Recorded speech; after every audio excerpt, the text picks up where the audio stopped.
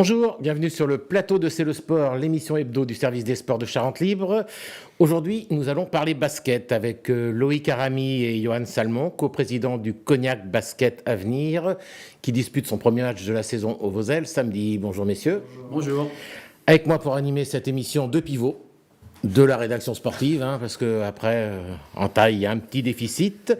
Kevin Cabioche, qui effectue son grand retour sur le plateau après avoir couvert les JO et profiter de vacances bien méritées. Bonjour Kevin. Bonjour. Et Mathéo Rondeau, notre Stéphane Curie à nous, le spécialiste de la question à 3 points et sans airball.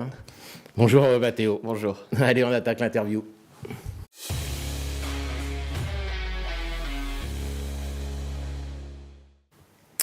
Messieurs, votre saison de pré-national a commencé la semaine dernière par une défaite 58-47 sur le parquet de Mérignac.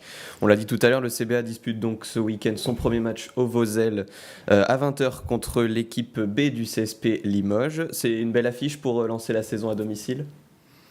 Oui, c'est une belle affiche parce qu'on connaît le CSP pour son historique basket dans la région. Et puis on a un souvenir un peu plus récent, puisqu'il y a 2 ans, on obtient la montée face à eux suite à un rendez-vous qu'on avait fait ici aussi. Donc oui, c'est plutôt très anecdotique et on a hâte d'être à ce premier match. Après le titre de 2023, vous avez connu une saison un petit peu plus compliquée en National 3, avec seulement 3 victoires et une redescente. Est-ce que l'objectif cette année, c'est de remonter ? Oui, clairement, je pense qu'on ne s'en est pas caché. L'an dernier, c'était une saison d'apprentissage. En tout cas pour plein de raisons, par rapport à l'âge du club, un jeune club, et puis notre première fois en National 3, rigide enseignement, et du coup, fort de ça, on a annoncé clairement, dès la fin de la saison dernière, on était déjà persuadé qu'on voulait retourner en N3 le plus rapidement possible. Vous disiez même au printemps dernier que ce n'était pas forcément un coup d'arrêt dans l'évolution du club ? Non, l'histoire montre que dans d'autres sports et d'autres clubs, on fait une montée, une petite descente et remonter derrière encore plus fort, et donc nous, c'était l'idée de ça, de vraiment tirer les enseignements, de faire l'autocritique aussi, et après de bâtir un projet ou de poursuivre le projet pour remonter en N3. Parce que jusqu'à maintenant, le projet était quand même très rapide. Vous y avez eu 4 montées en 4 saisons. C'était la trajectoire idéale. C'est ça, ouais. Même peut-être un peu prématuré avec le recul, mais on regrette rien. Aujourd'hui, on apprend, comme disait Luc, de nos erreurs. On prend les enseignements de l'année dernière pour justement rebâtir un peu plus solide. On s'est attaché à un recrutement un peu plus rapide que la saison passée. Et puis donc là, l'idée, c'est d'avoir des bonnes fondations pour que ce groupe, s'il évolue sur le niveau supérieur l'année prochaine, ait déjà des armes assez fortes. Justement, vous parlez des fondations. Malgré la descente, vous avez conservé une bonne partie du groupe qui était là la saison passée. Le staff aussi, avec Christophe Moncharo et son adjoint Cédric Berthorel. On va voir une photo du groupe. Vous cherchiez de la continuité malgré la descente ? Ouais, c'est ça. Aujourd'hui, on a rebâti avec Christophe et Cédric aussi, Berthorel, qui nous aide sur la partie staff à rebâtir une équipe et voir les lacunes sur lesquelles on avait pu pêcher l'année dernière. Et on a rebâti le groupe vraiment dans cette idée-là. On a fait un recrutement à la fois alliant jeunesse et expérience. On est vraiment allé chercher des différents profils de joueurs pour que justement on ait une homogénéité et qu'on puisse s'appuyer sur les anciens, sur des matchs un petit peu plus compliqués, et puis la fougue de la jeunesse, et puis avec une vision moyen terme d'avoir aussi ces jeunes qui puissent rester pour les saisons à venir. Malgré la saison compliquée, il y a eu environ 800 spectateurs par match au Vosel. L'engouement populaire s'est pas arrêté, malgré la saison plus compliquée que la précédente, où il n'y avait que des victoires quasiment. Ouais, clairement, on est resté sur la dynamique même de la saison dès qu'on est en Régional 2. On s'en rend compte que sur des matchs déjà à enjeu, on a du monde. Donc on reste sur cette dynamique, le public y suit et... Enfin, c'est extraordinaire, quoi. Ouais. Malgré les difficultés, le public reste parce que la qualité, parce que l'investissement de tout le monde, comprendre aussi, ils ont compris qu'on était dans la difficulté sur certaines...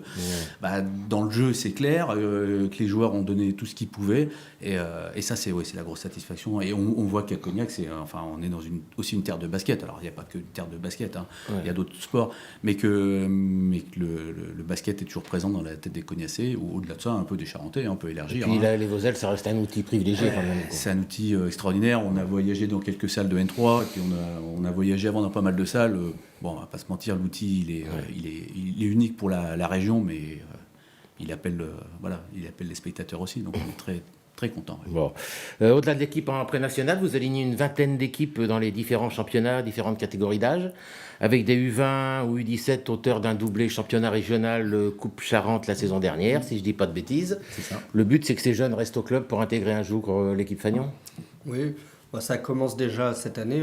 Christophe a intégré 2 jeunes sur l'équipe première, un qui a maintenant un statut vraiment de cadre, enfin pas de cadre de l'équipe, mais il fait partie vraiment des 10 qu'on souhaite avoir sur tous les matchs. Feuille, ouais. On a un deuxième jeune qui intègre et qui est aspirant sur un groupe élargi de 12.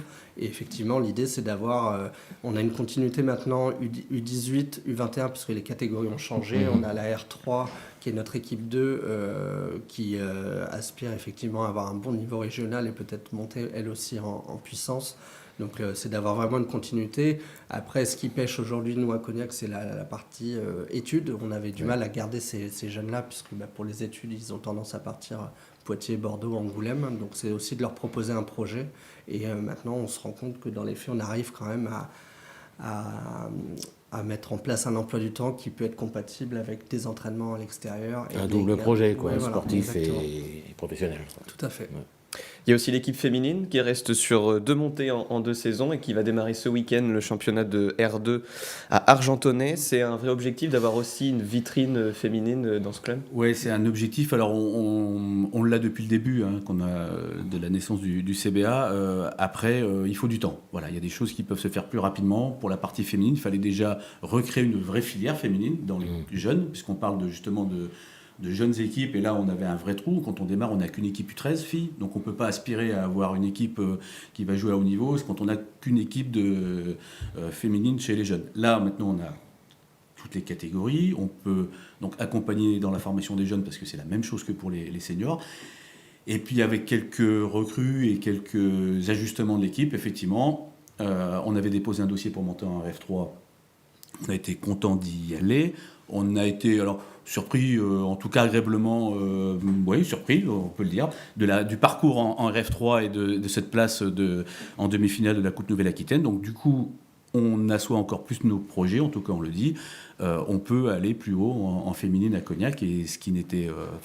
c'était pas dans l'ADN du basket cognacé d'avoir des équipes féminines. On espère la monter aussi assez haut. Je pense qu'aujourd'hui, il y a de la place pour nous. Pour vos ailes, il y a de la place pour tout le monde. Oui, bien sûr. Ouais.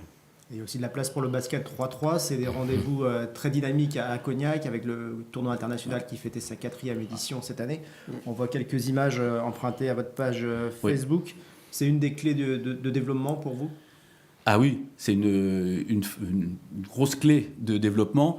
Là aussi, on n'a pas été précurseur. Le 3-3 existe depuis longtemps, mais il y a 6 ans, on est parti aussi sur le 3-3. Comment on assoit notre volonté? C'est déjà d'avoir des créneaux dédiés, des gens qui encadrent un peu cette pratique, de participer à un maximum de tournois régionaux, et puis nous, de montrer qu'avec la création du tournoi international de 3-3 du Grand Cognac, de pouvoir faire vraiment quelque chose chez nous. Et cette année, ça a été une belle réussite. En plus, on a bénéficié de joueurs un peu... on avait un des joueurs de La Rochelle, Mathéo Leray, fraîchement promu en Pro A, qui vient, et ça amène du monde. Et du coup, ça plus... on va dire tout ce qu'on peut faire à côté, notamment quand on reçoit, on va en parler tout à l'heure, mais l'équipe de France de 3-3 en stage à Cognac, nos liens qu'on peut avoir avec certains joueurs, et notamment avec Franck, fait qu'on a toutes les clés pour faire un vrai développement du 3-3. Et le vrai développement, il ne s'agit pas que de dire on fait du 3-3, c'est concrètement, c'est des créneaux, c'est des gens qui s'en occupent, et c'est du travail. Voilà. Ouais. C'est Franck Seguela, membre de l'équipe de France de 3-3, qui a justement remporté la médaille d'argent au JO de Paris cet été. On va avoir des images empruntées à Eurosport. Franck Seguela était passé par le CBB dans la saison 2017-2018. Ça doit être une belle fierté de le voir sur le podium. Ah oui. Oui. En tant que Français, et puis en tant que ancien joueur du Cognac basket, c'est vrai que c'est intéressant de voir ça, de cette évolution, et puis ça rappelle des jolis souvenirs qu'on a pu avoir dans la salle des Vosges. Vous avez vibré comme tout le monde, c'était fou ce tournoi. C'était extraordinaire, surtout qu'on les a on les attendait pas là, ça avait été compliqué, la qualif au dernier TQO, enfin bon, ils sont pas, il y a des ajustements dans l'effectif, enfin, on sent bien que c'est dans la douleur, mais finalement, dans la douleur, on fait quand même des choses pas mal.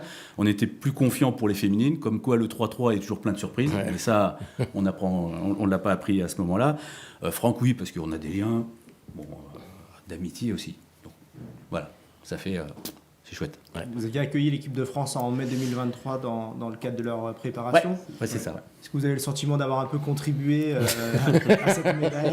Alors, 0,1% de la médaille. J'espère que dans leur préparation physique qu'ils ont effectuée, que ce soit à l'IXO, piscine ou chez nous, ça contribue. En tout cas, clairement, je pense que pour eux de se rendre compte qu'ils génèrent du public et des supporters, ça fait du bien. Ça fait du bien de le voir. Au-delà de l'aspect physique, je pense que c'est pas chez nous qu'ils ont amélioré leur cardio, mais de voir qu'il y a un engouement. Je pense que vous leur avez donné à voir. Ouais.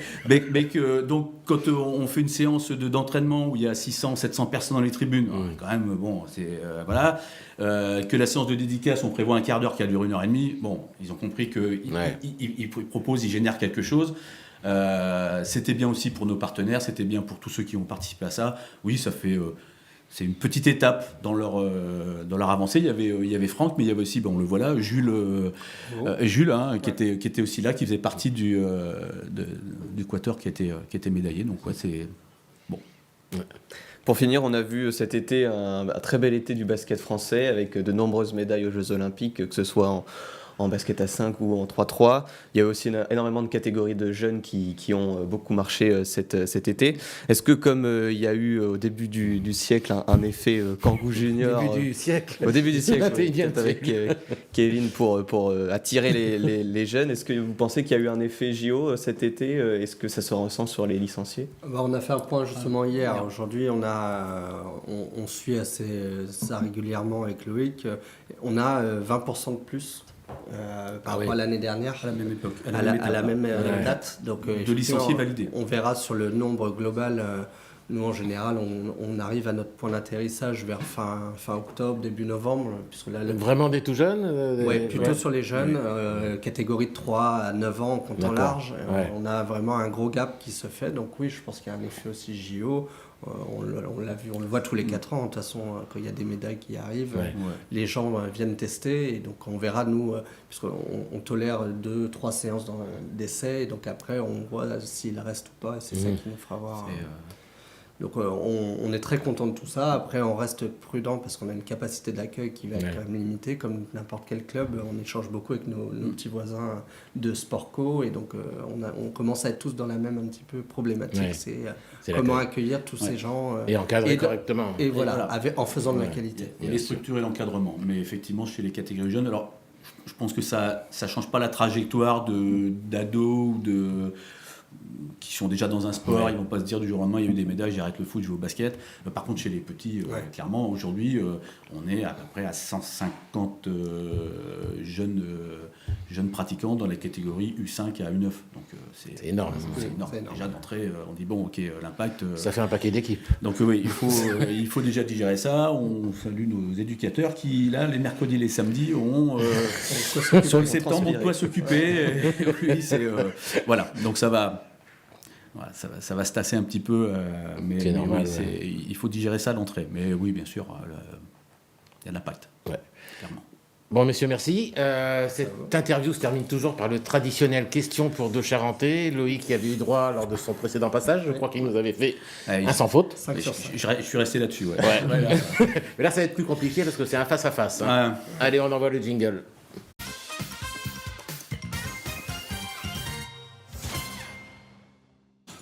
Et Mathéo est allé vous chercher les buzzers. Très très loin. Je teste. Messieurs, première question, on a parlé des Jeux Olympiques. L'équipe de France masculine a perdu en finale contre les États-Unis. Les États-Unis portés par un Stephen Curry en état de grâce, notamment durant le dernier quart-temps. Mais combien de paniers à 3 points a-t-il inscrit durant la finale? Le plus près l'emporte. Je tente. Voilà, je vais tenter. 6. Moi j'aurais dit 8. Eh bien, c'est 8. 8, donc 4 dans les 2 dernières minutes qui ont achevé l'équipe de France, malheureusement. Mais J'ai oublié les mauvais souvenirs. T'as tendance à faire la sieste. C'est vrai. Pas à ces C'était moments-là, quand l'après-midi, même. ouais. c'est Non. pas possible. On avait le cardio qui montait. Allez, 1-0, Johan. Alors, deuxième question. Votre entraîneur Christophe Ponchareau est également coach adjoint des équipes de France jeunes chez les féminines. Pouvez-vous me citer au moins une des médaillées d'argent françaises aux Jeux de Paris qu'il a eu sous ses ordres chez les jeunes? Marie Jones. Photo. Marine Fautou, oui. Je n'avais pas Marine Joannès. C'est vrai On a Théo Non, qui a je l'avais vérifié pas. ça. Non. Il Marine y avait Fautou. 4 joueuses. Ouais, il y avait Janelle Salin, Iliana Rupert et Leïla Lacan. Donc, 2. 2-0. Allez, le break est fait. Voilà, Loïc. Tout On se est pressionne. encore possible. Troisième question. Vincent Collet a mis fin il y a quelques semaines à son mandat de sélectionneur d'équipe de France de basket. Après 15 ans à sa tête, combien de médailles internationales a-t-il remporté avec les Bleus? Le plus proche. J'aurais dit 6. Loïc. Oh là, il y en a plus que ça. Moi, j'ai vu le visuel. Il y en a au moins 10, 12. Il faut arrêter un chiffre. 10 ou 12. Allez, 12. Avec 10, c'était encore possible. C'était 8. 8 médailles internationales, dont Plus proche. le titre européen en Ouais, 2013. je suis pas. C'est exactement avant, quoi. Non, même pas. Il a révisé. On lui a filé les questions, comme ça, des fois. Allez, quatrième question.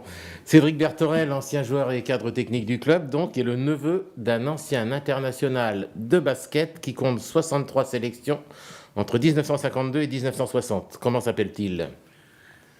Alors. Ouais, mais j'ai vu l'article parce que je l'avais envoyé une fois. Il était du côté de Castres ou d'Albi, là-bas, ça dans le coin. Ah, le prénom, alors bon, le prénom de l'époque, je veux dire Jean-Paul, mais du coup, je suis pas sûr que. Je m'en souviens pas, mais oui, Moi, je l'aurais pas. Ouais. Non. Bon, Louis Berthorel, qui a participé au championnat du monde, 2 championnats d'Europe et au JO de 1960 à Rome. Comme quoi, bon sang ne saurait mentir. Oui, bien sûr. Alors, dernière question. La légende du basket, LeBron James, était de passage à Cognac début septembre et a posté une vidéo de son séjour sur les réseaux sociaux. On voit l'image à l'écran. Ouais. Dans quel hôtel logeait-il? À la Ah ouais, vas-y. À fond. Après, oui, c'est ça. Oui, à l'anneau. Il y avait même la pancarte à Crognac pour le but de Voilà. Charente libre. Hein. Bon, bah, Bon, Théo, on est sur un cavalier seul, malheureusement, de Johan. Oui, si vous pouvez avoir LeBron James pour donner le coup d'envoi un jour au Vosel. Oui, alors on y pense, on ouais. va proposer. C'est dans les Il papiers. devrait rentrer au conseil d'administration. Je pense même qu'on pourrait lui faire une petite place sur le banc s'il veut. Si vous trouvez 106, ça vous nous le donnez. On sera enchanté de faire une interview. Bon, ben merci messieurs. Victoire, on va dire, Ouais. sans appel de Johan. Donc le restaurant et pour Loïc, comme le veut la coutume. Je ferai. Allez, on enchaîne avec les étoiles du foot, épisode 1 de la saison 2024-2025. Le jingle.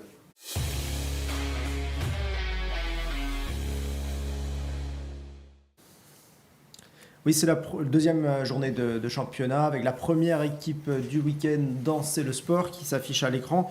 On voit qu'il y a du très beau monde, des joueurs qu'on connaît bien en Charente avec des trentenaires qui ont des très beaux restes. On pense notamment à Damien Dezier, Yuri Bazir, Alexandre Dacunha et Christopher Duport qui remportent leur deuxième étoile en 2 week-ends et qui sont donc en tête du classement général. Ça vous laisse de l'espoir, Kevin, pour intégrer peut-être un jour ou l'autre l'équipe Ouais, bah, j'approche des 40, hein. Mais on ne sait jamais, hein. Ça peut encore arriver. On a Florent Duet, qui a quel âge Mais qui ne doit pas être loin de 40. Ouais, aussi. ouais. Et Damien Dezier qui a 39 ans. Non. Donc, ça peut encore. Et devant, on a l'attaquant de Bel Air, Sanoussi Sako, qui habituellement joue défenseur central. Il a joué en numéro 9 pour dépanner. Il a mis un triplé contre Nersac, mon équipe. 5-0. Ah, ça va être dur d'intégrer finalement. Un autre joueur a inscrit un triplé, c'est le brio Mathieu Chantreau, qui en est déjà à 5 buts en 2 journées. C'est le meilleur buteur de Charente pour l'instant. Alors, il a été éclipsé par son capitaine Damien Dezier, mais on l'a quand même nommé étoile de la semaine. On l'écoute. Je vais très vite, donc je joue beaucoup là-dessus et puis je pense que je suis assez efficace devant le but. Je me crée beaucoup d'occasions. Famille, on est tous soudés, je pense que déjà ça c'est primordial. On a un très bon coach aussi. Les entraînements sont super, ils sont intenses. On a tout pour réussir. Des jeunes sont rentrés dans le groupe aussi. Ça apporte beaucoup de fraîcheur. Je pense qu'on a tout pour réussir pour faire une belle saison. Oui, ça reste un objectif, bien sûr. Déjà de jouer le haut de tableau, et si on a la chance de monter en R3, on prend avec plaisir. Mathieu Chantreau, donc, qui gagne un bon d'achat de 30 € chez notre partenaire JL Bro, spécialiste de la nutrition sportive à Angoulême. Allez, on enchaîne avec l'Instory Match et notre autre partenaire, Stadium La Couronne. Le jingle.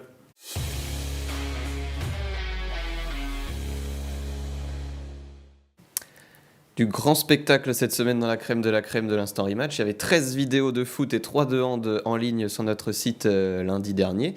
Il a fallu plusieurs tours de scrutin musclés pour établir le classement du top 3. En troisième position, une superbe frappe lobée à l'occasion du match de Détroit entre Verdy et Fléac.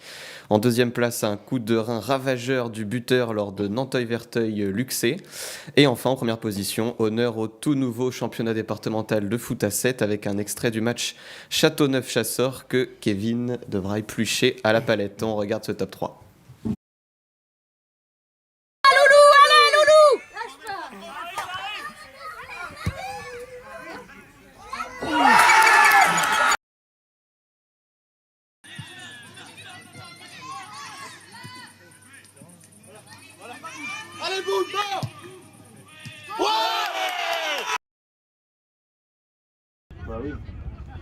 Ah, c'est bon, il y a 10-2, relève-toi. Hein. Allez, avance. Là. Fais-toi plaisir. Allez, mon Luc. Boum. Oui. Hop. Yes. Kevin, à vous l'honneur. Oui, c'est un magnifique but. Alors, un peu gag quand même. Il y a plusieurs raisons qui nous ont conduit à choisir ce but. Alors, on va regarder au ralenti, même si c'était déjà un petit peu au ralenti à vitesse réelle quand même. On est à Châteauneuf-C contre Chasseurs B.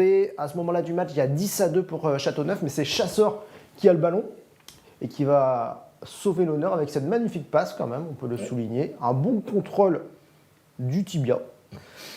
La frappe est jolie. Bon, le gardien se trouve un petit peu. En même temps, 10-2, il s'était peut-être un peu endormi pendant ce match. Victoire quand même de Châteauneuf 10-3, même si sur cette action, il n'y a pas grand monde qui a défendu. On sentait que le match était plié. Petite question, Kevin, vous spécialiste, ce nouveau championnat, il y a des hors-jeux? Il n'y a pas d'enjeu. Ah ouais, d'accord. Il n'y a pas d'enjeu, il y a un arbitre qui n'est pas officiel. D'accord. Et ça se joue donc à 7 contre 7 et il y a de plus en plus d'équipes quand même qui participent. Et avec, le temps de jeu, c'est quoi? C'est 2 fois 35 minutes. D'accord, quand même, bah ouais. Effectivement, on comprend que les joueurs sont affûtés, quoi. Bah oui, parce qu'il faut quand même courir tout le temps entre la montée et l'attaque, c'est un peu comme le basket. Hein. Tout le monde défend, tout le monde attaque. Logiquement. Ouais. Ok. Bon, ben super, le lauréat qui a filmé cette vidéo gagne un bon d'achat de 30 €. Ouais, c'est Chasseur CS, alors on n'a pas le nom. Mais... Virginie se chargera de le contacter, il gagne un bon d'achat de 30 € chez Stadium La Couronne. Et on conclut avec l'agenda du week-end.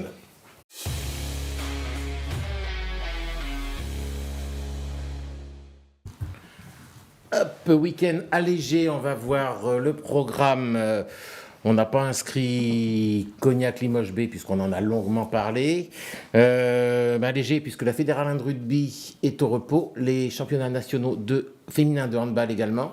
Par contre, les Techs jouent à domicile contre Limoges B aussi, ça ne s'invente pas, samedi soir. Et 7 équipes charentaises sont engagées au 4e tour de la Coupe de France de foot également, samedi et dimanche. Nous avons choisi de parler rugby et de donner la parole à Alexandre Ruiz, le manager du SA15, qui a difficilement digéré la défaite de vendredi dernier face au Stade Montois à Chanzy avant d'aller défier Dax ce vendredi. On l'écoute. Vendredi dernier après le match, tu disais ceux qui ne respectent pas le game plan vont s'approcher, on verra s'ils vont faire une feuille de match avant Noël. Alors je ferai pas mon métier si je te demandais pas des noms, tu ferais pas le tien si tu me les donnais. Exactement, et tu sais très bien que je protège aussi le vestiaire. Ouais. C'est de mon ressort de protéger à la fois le staff, les secteurs et le vestiaire. Donc je le protège. Je peux aussi faire des actions factuelles, dire qu'il y a des secteurs qui n'ont pas bien fonctionné. Vous n'avez pas besoin de moi pour vous en rendre compte. Est-ce que ce secteur-là va être au rendez-vous demain? Je le souhaite et je l'espère. Est-ce que la semaine a été basée sur une semaine studieuse? Je crois que oui. Je crois qu'on a aussi, j'avais fait une promesse aux joueurs, c'est-à-dire que dimanche bâché, on passait à autre chose dès lundi matin. Et on n'a plus reparlé une seule seconde de la semaine dernière, parce que l'échéance, c'est pas celle de vendredi dernier, c'est celle de demain soir. Voilà, cette émission touche à sa fin. Merci Loïc, merci Johan. Céline. On souhaite le meilleur pour le CBA cette saison. On viendra vous voir régulièrement. Merci à Virginie. Merci à Kylian qui a retrouvé son maître Jedi Jean-François en régie. Kylian, l'émission en ligne, tu mettras, comme dirait Jean-François. Merci Mathéo, merci Kevin. Et nous, on se retrouve la semaine prochaine. Au revoir. Au revoir.